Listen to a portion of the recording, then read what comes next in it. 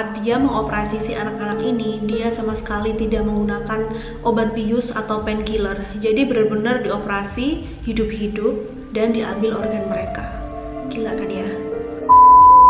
Hai semua, welcome back to my YouTube channel Hello Dina. Thanks banget udah klik video ini. Gimana kabarnya? Semoga teman-teman selalu sehat ya. Mengikuti perkembangan kasus kematian Brigadir J akhir-akhir ini, di mana dia dieksekusi, yang mana eksekutornya ini adalah sama-sama anggota kepolisian, mengingatkan aku pada salah satu cerita sejarah yang hampir mirip tentang seorang dokter yang juga menjadi eksekutor dari ratusan ribu nyawa tidak bersalah, di mana mereka dieksekusi secara hidup-hidup dan brutal. Seorang dokter yang mengabdi kepada Nazi, di mana dia ini pinter banget, tapi dia tidak menggunakan kelebihannya itu untuk menolong manusia. Sehingga di akhir hidupnya sampai saat ini, oleh sejarah dia dijuluki malaikat pencabut nyawa. Udah ada yang tahu belum siapa dia? Daripada berlama-lama, yuk langsung aja kita bahas and jump to the story. Joseph Mengele lahir di Günzburg, Jerman pada tanggal 16 Maret tahun 1911. Dia adalah anak sulung dari 3 bersaudara yang semuanya itu laki-laki. Ayahnya adalah pemilik perusahaan yang memproduksi mesin-mesin pertanian. Setelah SMA, dia melanjutkan studi filsafat dan juga kedokteran. Dan beberapa tahun setelah itu, dia memperoleh gelar PhD dalam bidang antropologi fisik. Ilmu yang mempelajari kaitan antara aspek biologi dan perilaku manusia. Dan bekerja sebagai asisten untuk seorang ahli genetika dari Jerman juga. Dengan minat khusus untuk meneliti anak kembar yang berfokus pada faktor genetik sehingga dapat menyebabkan bibir sumbing atau dagu sumbing. Di usia 26 tahun, Joseph bergabung dengan Partai Nazi Jerman dan setahun setelahnya dia bergabung dengan pasukan pertahanan Jerman. Kemudian dia juga mendapatkan pelatihan dasar sebelum dipanggil untuk berdinas di Angkatan Bersenjata Nazi beberapa bulan sebelum pecahnya Perang Dunia Kedua. Pada tahun 1939, dia menikah dengan Irene, dan kemudian 5 tahun setelah itu dia dianugerahi seorang anak laki-laki yang bernama Rolf. Selama bertugas dari tahun 1940 sampai tahun 1942, Joseph menerima banyak sekali penghargaan dalam bidang medis. Antara lain salib besi kelas 1 dikarenakan dia telah menyelamatkan 2 orang tentara Jerman dari tank yang terbakar, serta penghargaan lencana luka hitam dan juga medali kepedulian rakyat. Kalau dari cerita awal hidupnya ini, dia terlihat baik banget ya. Udah pinter, banyak menolong orang, dan juga mendapat penghargaan-penghargaan. Lalu kenapa nih dia akhirnya dijuluki sebagai malaikat pencabut nyawa? Nah, pada tahun 1942 setelah dia memperoleh penghargaan-penghargaan tadi, dia dinaikkan jabatan gitu ya, menjadi ketua dokter. Dan dia pun dikirim oleh Nazi ke Auschwitz II, yang digunakan untuk kamp berkumpulnya para tahanan-tahanan Nazi. Jadi waktu itu guys, kalau misalnya Nazi memenangkan pertempuran di satu wilayah, penduduk dari wilayah itu semuanya akan diangkut ke Auschwitz II, dan mereka resmi menjadi tahanan. Nah, tugasnya si Joseph ini di Auschwitz II adalah untuk menyeleksi para tahanan, apakah mereka layak untuk bekerja atau tidak. Dan jika para tahanan ini tidak layak dinyatakan untuk bekerja, maka mereka akan dikirim ke sebuah ruangan gas dan akhirnya mereka dieksekusi. Termasuk di sini adalah seluruh anak-anak, ibu hamil, orang tua, dan orang-orang yang mempunyai kelainan fisik dan mental. Joseph ini sebenarnya memiliki keinginan atau misi terselubung. Jadi sebenarnya dia tuh ingin banget meneliti tentang saudara kembar guys. Makanya pekerjaan menyeleksi tahanan-tahanan ini menjadi salah satu kelebihan di mana Joseph menggunakan hal ini untuk melancarkan aksinya. Biasanya dokter-dokter lain pada saat itu paling ogah untuk menyeleksi tahanan, tetapi Joseph ini terlihat sangat senang sampai dia itu menyeleksi tahanan sambil bernyanyi-nyanyi dan bersiul-siul. Karena apa? Karena dia bisa mendapatkan objek penelitiannya dari tahanan-tahanan itu guys. Nah, sebenarnya tugas utama Joseph selain menyeleksi pendatang, dia juga mempunyai tugas tambahan untuk mengetes gas cyanida yang dapat mematikan seseorang yang bernama Zyklon B. Dan sebenarnya dia juga ditugaskan untuk menemukan obat untuk wabah penyakit yang pada saat itu menyerang di beberapa camp. Dan memang benar, tugas itu dia lakukan semua dengan baik di mata dia dan di mata Nazi, tapi tidak di mata kemanusiaan. Untuk menyetop penyebaran wabah, dia memisahkan antara anak-anak dan orang dewasa. Nanti orang dewasanya ini akan dia masukkan ke ruangan gas sambil ngetes gas cyanida beracun itu apakah berhasil atau tidak. Dan kemudian yang anak-anak ini dia gunakan untuk percobaan atau penelitiannya. Ternyata setelah dimasukkan ke dalam ruangan gas, semua orang dewasa yang ada dalam ruangan itu meninggal. Jadi si Yosef dapat membuktikan keampuhan dari Zyklon B atau gas cyanida ini.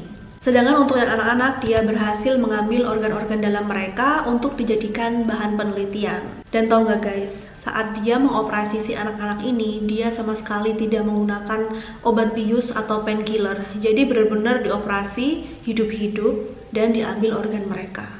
Gila kan ya?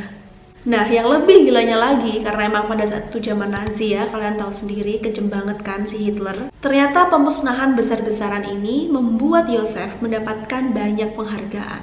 Salah satunya adalah salib kehormatan perang. Setelah mendapatkan penghargaan ini, otomatis si Yosef dinaikkan lagi jabatannya. Dan dia jadi lebih leluasa lagi untuk melakukan eksperimen-eksperimennya. Karena jabatannya menjadi dokter ketua dan juga Nazi mendukung dia 100%. Si Yosef ini dia benar-benar tertarik untuk meneliti orang-orang kembar identik. Selain itu, dia juga tertarik banget untuk meneliti orang-orang yang mempunyai warna mata yang berbeda, orang kerdil, dan juga orang yang tidak normal fisiknya. Jadi guys, ada seorang saksi hidup yang bernama Vera. Dia itu melihat Yosef menjahit sepasang saudara kembar dalam percobaannya untuk membuat kembar siam. Dia memotong kedua lengan anak kembar itu dan kemudian dia jahit aja sehingga mereka berdua itu bisa menjadi satu.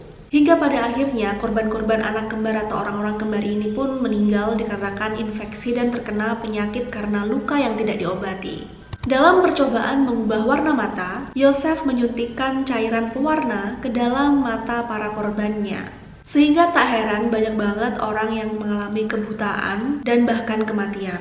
Setelah dia menyuntikkan bahan pewarna itu ke mata para korban, jika dia merasa perubahan warna matanya itu dia suka, maka dia akan mengeksekusi orang tersebut dan dia akan mengambil matanya untuk dijadikan eksperimen atau bahan penelitian lanjutan.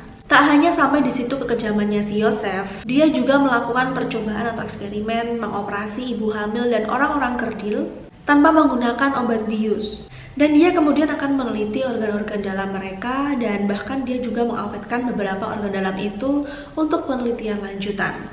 Dan setelah itu, para korbannya ini lagi-lagi akan dia masukkan ke ruangan gas dan dia eksekusi dengan gas beracun.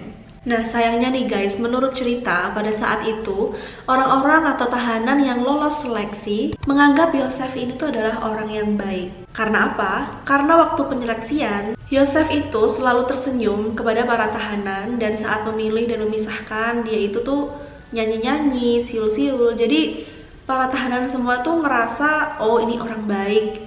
Bahkan anak-anak kecil itu dikasih permen sama Yosef, sehingga anak-anak kecil itu manggil dia tuh paman Yosef. Jadi para tahanan yang lolos ini hanya tahu kalau Yosef ini melindungi orang-orang lemah seperti ibu hamil, anak kecil, dan juga orang tua. Jadi mereka mikirnya dilindungin. Padahal enggak, padahal mereka semua dihabisi dan dijadikan kelinci percobaan. Pada tanggal 17 Januari tahun 1945, Tentara Merah bentukan Uni Soviet memenangkan pertempuran dengan Nazi, sehingga mereka membebaskan Auschwitz dan pada saat itu Yosef dipindahkan ke kamp lain. Ada saksi mata yang melihat kalau saat pemindahan itu Yosef sempat membawa semua bahan-bahan eksperimennya dan juga dia menghilangkan barang bukti yang ada di Auschwitz II. Pada tahun 1949, Yosef kabur ke Argentina setelah dia mengetahui bahwa dia akan dihukum mati dikarenakan perbuatannya waktu dia bertugas di Auschwitz II. Dan pada saat itu istrinya menolak untuk mengikuti dia dan akhirnya mereka bercerai. Di Argentina menggunakan identitas palsu, Yosef bekerja sebagai tukang kayu. Dan setelahnya dia bekerja sebagai marketing penjualan di perusahaan mesin pertanian milik ayahnya. Diketahui juga pada saat itu dia membuka praktek dokter ilegal yang khususnya melakukan praktek aborsi. Nah, kemudian di tahun 1960, agen intelijen Israel atau yang disebut Mossad berusaha melacak keberadaan Yosef untuk menangkap Yosef agar dia bisa diadili di Israel. Kenapa kok gitu? Karena Ternyata korban-korban dari si Yosef waktu dia bertugas di Auschwitz II itu tuh kebanyakan kaum-kaum Yahudi. Jadi Israel merasa berhak untuk menghukum si Yosef ini di Israel, gitu guys. Tetapi beberapa tahun setelah itu, pencarian Yosef oleh pihak Israel atau Mossad ini dihentikan dikarenakan kendala logistik dan juga kendala biaya pencarian. Mengingat pada saat itu Israel sedang fokus karena mereka mengalami peperangan dengan Mesir. Jadi yang mengetahui di mana keberadaannya Yosef itu hanya pihak keluarganya seperti anaknya dan mantan istrinya. Dan setelah 21 tahun tidak bertemu, Rolf, anak Yosef, datang mendatangi Yosef setelah dia mengetahui kabar kalau Yosef ini terkena stroke. Rolf mengatakan bahwa ayahnya sama sekali tidak merasakan penyesalan terhadap perbuatannya. Karena Yosef menganggap itu adalah bagian dari tanggung jawab dan pekerjaannya sebagai dokter perwira. Namun pada kenyataannya, Rolf melihat setelah terkena stroke, ayahnya ini merasakan depresi, ketakutan, bahkan beberapa kali Yosef ini tuh ingin bunuh diri. 2 tahun setelah dinyatakan terkena stroke, tepatnya pada tahun 1979, Yosef Mengele dinyatakan meninggal tenggelam setelah stroke-nya kambuh saat dia sedang berenang. Dan pada tahun 1985, makam dari Yosef Mengele ini dibongkar untuk memastikan apakah itu benar-benar Yosef Mengele berdasarkan ciri-ciri kerangkanya. Dan pada tahun 1992, saat tes DNA mulai diperkenalkan di dunia, kerangka-kerangka tersebut kemudian dites, dan hasil dari tes DNA mengungkapkan bahwa memang benar itu 100% adalah kerangka milik Yosef Mengele. Dan pada saat itu, pihak keluarga dari Yosef yang ada di Jerman, mereka tidak mau menerima kerangka-kerangka Yosef untuk dimakamkan di Jerman. Jadi dibiarkan aja gitu. Dan akhirnya kerangka-kerangka milik Yosef ini dijadikan objek penelitian di Sekolah Medis Sao Paulo Institute untuk kepentingan pendidikan forensik hingga saat ini.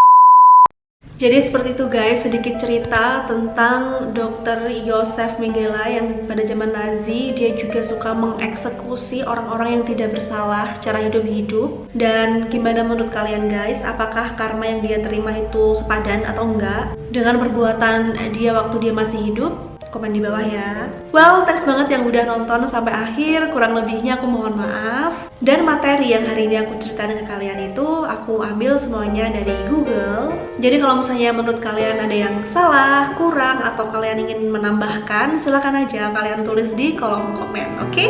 Makasih semua, see you on the next video ya, bye!